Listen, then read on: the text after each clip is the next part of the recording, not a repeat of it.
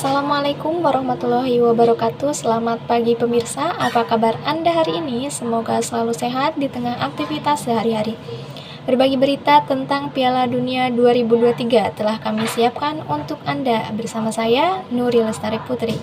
Kegagalan Indonesia menjadi tuan rumah Piala Dunia U20 mendatangkan kekecewaan bagi sebagian masyarakat.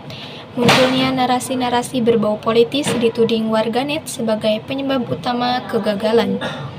Argentina telah resmi ditunjuk FIFA sebagai tuan rumah Piala Dunia U20 2023, menggantikan Indonesia setelah statusnya dicabut pada 29 Maret 2023.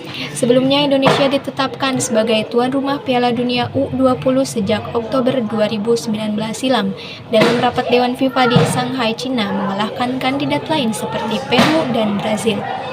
Piala Dunia U20 ini sejatinya digelar pada 2021 lalu, tetapi akhirnya dibatalkan karena pandemi COVID-19.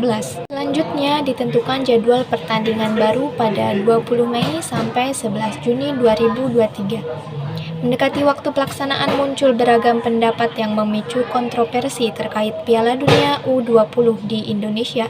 Pada 14 Maret 2023 muncul pernyataan Gubernur Bali Wayan Koster yang menolak kehadiran timnas Israel. Pandangan serupa juga diserukan oleh Gubernur Jawa Tengah Ganjar Pranowo. Pernyataan kedua tokoh ini diamplifikasi oleh sejumlah partai politik dan organisasi masyarakat sehingga menimbulkan sejumlah perdebatan.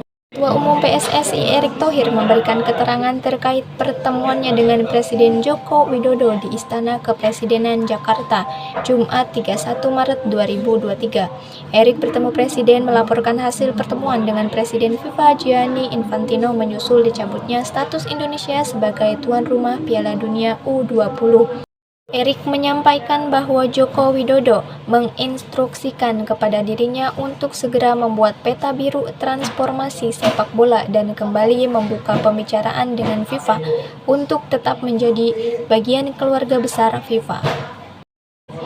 Media sosial menjadi arena pertarungan berebut narasi antara kubu yang pro dan kontra. Narasi makin jelas mengerucut pada penolakan dan penerimaan timnas Israel dengan berbagai alasan masing-masing. Namun uniknya, kedua kubu masih mengharapkan Indonesia tetap menjadi tuan rumah Piala Dunia U20. Setelah pernyataan resmi FIFA yang mencabut Indonesia dari status tuan rumah Piala Dunia U20, kedua kubu masih terus bergejolak. Kali ini keduanya saling tuding mencari aktor dan alasan kegagalan ini. Komentar kekecewaan para tokoh setelah keluarnya putusan FIFA pun dapat meredakan perdebatan di media sosial.